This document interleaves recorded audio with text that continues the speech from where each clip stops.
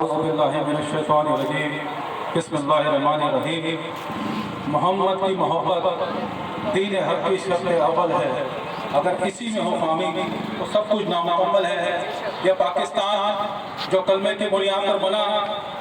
اسلامی جمہوریہ پاکستان آئین کی پاسداری اور تمام پاکستانیوں پر، اس کے حکمرانوں پر، سیاستدانوں پر، کل عوام و خواص پر اس کی آئین کی پاسداری واجب ہے۔ تمام سیاسی مذہبی جماعتوں کے 1973 کے متفقہ طور پر آئین کو تسلیم کیا اور 1973 کے آئین میں مملکت پاکستان کا نام اسلامی جمہوریہ پاکستان رکھا اور اس کے ریاستی مذہب اسلام رکھا اور دیگر اہم مدعوں پہ اقتدار پر اللہ کی جانب سے بخشی ہوئی امانت سمجھتے ہوئے استعمال کریں گے۔ میں آج اس نقطے کے اوپر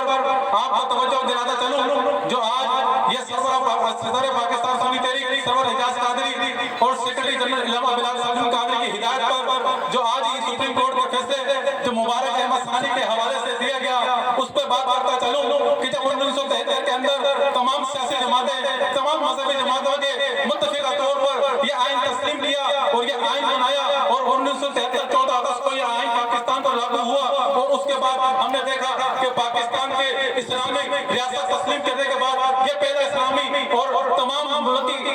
مذہبی جماعتوں مل کر یہ آئین بنایا گیا اور اس آئین کے اندر یہ لکھا گیا جب اس وقت کہ ہمارے علامہ شاہ احمد نورانی صدیقی پارلیمانی رکن تھے تو اس آئین کے تکمیل کے بعد جب انہوں نے کہا کہ اس آئین کے اندر مسلمان کی اصطلاح کہیں شامل نہیں، مسلمان کی اصطلاح کہیں شامل نہیں، تو آرکان پارلیمنٹ سے پوچھا مجھے بتایا جائے کہ مسلمان کسے کہتے ہیں، تو اس وقت تمام اراکین نے کہا کہ مسلمان تو جو اللہ تعالیٰ کو وحدہ لا شریک مانتا ہو اور نبی پاک صلی اللہ علیہ وسلم کو آخری نبی مانتا ہو اور ختم نبوت پر ایمان رکھتا ہو اس کو مسلمان کہتے ہیں۔ تو میرے شاہ احمد نورانی جو اس وقت پارلیمنٹ کے رکن تھے اس نے کہا کہ آئین میں کہیں نہیں لکھا، میں قربان جاؤں گا قائدین کے اوپر، قربان جاؤں گا اسلاف کے اوپر کہ اس نے آئین کے اندر مسلمان کی تصریف کو اور مسلمان کی تشریف کو شامل کیا اور مسلمان کا آئین کے اندر کلیئر کیا کہ مسلمان کیسے کہتے ہیں۔ اور اس کے بعد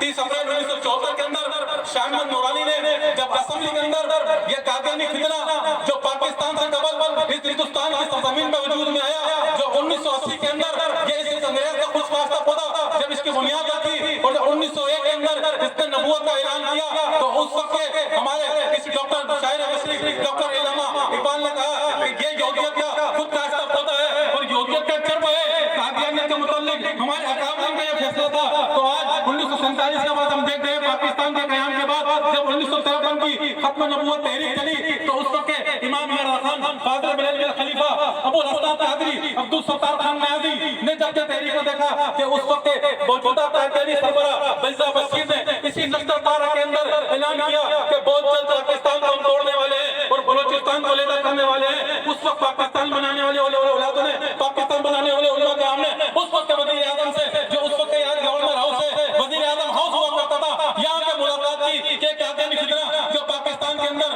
ختم نبوت کے خلاف ہے، جو پاکستان کے اندر اسلامی نظام کے خلاف ہے، وہ 3 نکاتی تحریک لے کر چلے کہ کیا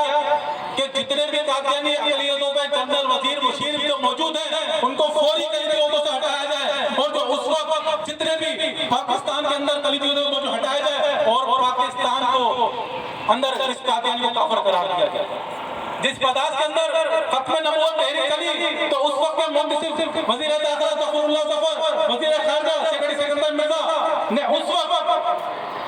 10,000 عاشقان رسول کو شہید کیا اور اس کے بعد جا کر اسمبلی کے اندر شاہ احمد نورانی نے 1974 کے اندر وہ تمام تدابیر اور تمام یہ ایسے نہیں قادیانی اور کافر 2 دن میں قرار دے دیا۔ جب 1974 30 اپریل کو شاہ احمد نورانی نے قادیانی کے خلاف قومی اسمبلی میں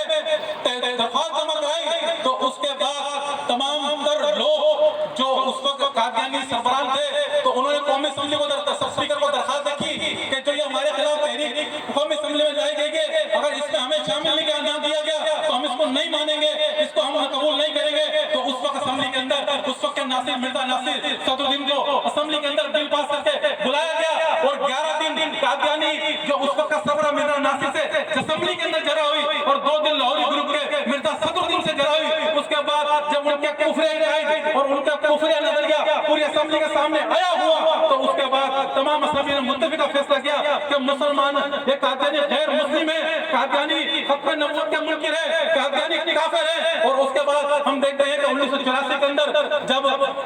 قادیانی کو کافر قرار دے دیا گیا تو اس کے بعد پھر دیکھا کہ ان کی سرگرمیاں بند نہ ہوئی تو یہ اپنا نجس لے کے مسلمانوں کے علاقے میں جا کر اپنے وہاں کو مسلمان ظاہر کر کے اور تبلیغ کرتے اور مسلمانوں کو گمراہ کرتے اور ختم نبوت پر ڈاکہ مارتے۔ تو اس وقت ضیاء الحق کے دور میں 1984 کے اندر امتناعی قادیانی آرڈیننس پاس ہوا اور اس میں اسپیسیفک 295 بی اور 295 سی شامل کی گئی کہ قادیانی اپنے آپ کو مسلمان نہیں کہہ سکتا، قادیانی اپنی الفت خانوں کو مسجد نہیں کہہ سکتا، قادیانی اپنی کھلے عام تبلیغ نہیں کر سکتا، قادیانی چار دیواری ہو یا چار دیواری کے بعد اپنے غلیظ تبلیغ نہیں کر سکتا، یہ پابندی لگی۔ اس کے بعد 1988 کے اندر چیف سپریم کورٹ کے اور 1983 کے اندر مجیب الرحمان شامی اور دیگر سپریم کورٹ کے فیصلے موجود ہیں۔ جب اس کے بعد ہم دیکھتے ہیں کہ ہمارے اکابرین نے جب ان کو اقلیت قرار دیا اور 10,000 شہداء کی قربانیوں کے بعد ہم دیکھتے ہیں کہ جب اسی نظر ثانی سپریم کورٹ کے اندر 2019 کے اندر ایک مبارک احمد ثانی تفسیر صغیر تقسیم کرتا ہے اور اس کی ایف آئی آر اس کی پیٹیشن داخل ہوتی ہے، لیکن اس کی ایف آئی آر 2022 میں دسمبر میں کٹتی ہے اور دسمبر میں کٹنے کے بعد اس کی گرفتاری 2023 جنوری کے اندر ہوتی ہے، لیکن 2024 کو 8 فروری کو اس کا فیصلہ آتا ہے تو اس کو بری کر دیا جاتا ہے، اس کو 5,000 جرمانہ دے کر اس کو ختم کر دیا جاتا ہے۔ اور جو اس وقت اس نے تفسیر صغیر کی تقسیم دی اس پر 3 دفعہ لگی کہ ایک تفسیر صغیر جس پر ممنوع کتابیں پابندی ہے وہ تقسیم تھی، اس کے بعد اس نے توہین قرآن کیا کیونکہ وہ تفسیر صغیر کے اندر معاذ اللہ وہ یہ لکھتا ہے کہ ہمارے جو قرآن کے علماء کرام نے تفسیر کی ہے اس میں نبی پاک صلی اللہ علیہ وسلم ازواج مطہرہ اور صحابہ کرام کا تذکرہ موجود ہے، لیکن وہ تفسیر کے اندر اپنا یہ اعلان کرتا ہے جو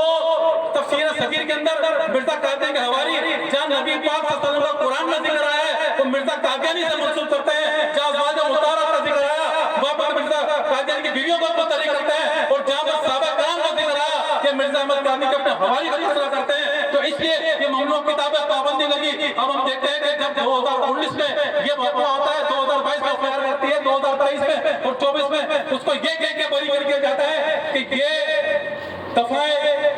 298 بی 298 سی حذف کر کے جو اس نے ممنوع کتاب تقسیم دی ہے اس میں 6 ماہ کی سزا بنتی ہے، اس کو سزا دے کے اور اس کو بری کر دیا جاتا ہے۔ ہم یہ کہتے ہیں کہ امتناعی قانون 1974 کی اسمبلی کے اندر جب ان کو کافر قرار دیا گیا 1984 کے اندر امتناعی قانونی آرڈیننس موجود ہے، تمام چیز موجود ہے، چاہے وہ 4 دیواری کے اندر کرے یا 4 دیواری کے کرے ختم نبوت ہم ڈاکہ مارنے نہیں دے سکتے۔ ہم پاکستان سنی تحریک کے صدر سرور اعجاز قادری جنرل سیکرٹری علامہ بلال سلیم قادری کی ہدایت پر آج مبارک سید ثانی کے اس فیصلے کو اور سپریم کورٹ کے اس فیصلے کو ہم مسترد کرتے ہیں۔ تاجدار ختم نبوت، تاجدار ختم نبوت، تاجدار ختم نبوت، تاجدار ختم نبوت،